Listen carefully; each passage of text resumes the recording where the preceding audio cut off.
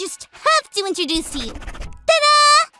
Isn't he the cutest? My mom and I were driving down our street and we found him right in the middle of the road. When my mom got out of the car, he came right up to her. My mom couldn't just leave him there, so she brought him into the car. Then he jumped right into my lap and nibbled on my nose. That's why I call him Nibbler. My mom said she couldn't imagine how such a cute little guy ended up on the street. But I can. I can imagine that Nibbler's fur is actually enchanted, and he fell into the hands of a wizard who wanted to shave Nibbler's fur to make a cloak for himself so he could do crazy wizard tricks, like be invisible and win every single game of hide and seek. But Nibbler used his enchanted fur powers to purr the wizard into a deep sleep, and then he escaped. That's when we found him.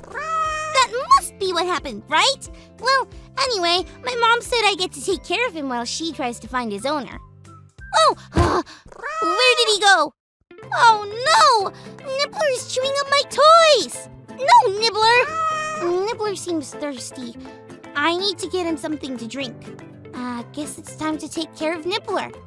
Taking care of a kitten will be a snap. This isn't easy. Maybe Nibbler isn't so enchanted after all. The only crazy thing I've seen him do is make the stuff from my stuffed toys disappear.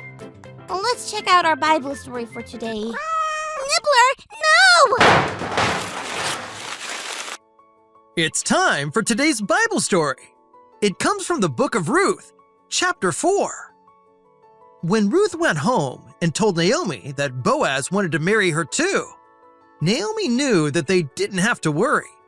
She knew that Boaz would hurry and do everything the right way so that he could marry Ruth, just like he said. You see, there was still something that needed to be done. Someone in town was actually a closer family member to Naomi than Boaz was. That meant this other person had the chance to marry Ruth if he wanted to. So, Boaz couldn't bring Ruth and Naomi into his family until that person said he didn't want to. Boaz went straight into town and found the man. Boaz was very wise in the way he spoke to the other family member. After Boaz was done talking, the man decided to let Boaz marry Ruth. He promised he would not get in the way of Boaz marrying Ruth. Boaz could finally make her and Naomi his family. So, that is exactly what happened. It was like a fairy tale ending. Ruth and Boaz got married and had a baby. The baby's name was Obed.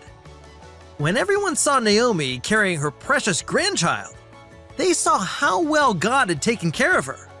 Naomi had lost her husband and sons and felt it seemed like all was lost. But God gave her Ruth, Boaz, and now Obed, and helped them all live happily ever after, because God always takes care of us. What an awesome story! Things with Nibbler, actually his name was Jack, worked out great too. We found his owners. They were so thankful to have him back.